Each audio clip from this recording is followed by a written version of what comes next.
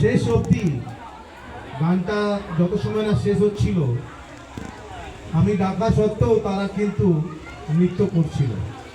এটা স্পোর্টসম্যান স্পিরিটের মধ্যে দেখা যায় এবং এইটা আজকে তোমরাও প্রুভ করলে।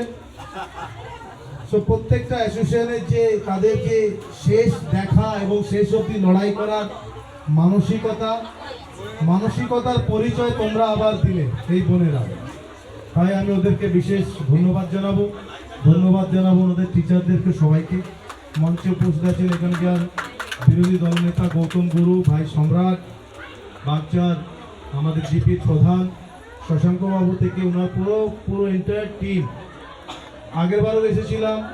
সব সময় কিছু না কিছু সামাজিক কিংবা ধর্মীয় কার্যক্রম করে থাকে এবং আমি লাস্ট 5 ইয়ার্স ধরে বিভিন্ন জায়গাতে প্রতিষ্ঠানগুলোতে প্রায় বন্ধই করে দিয়েছিল আমার যাওয়া।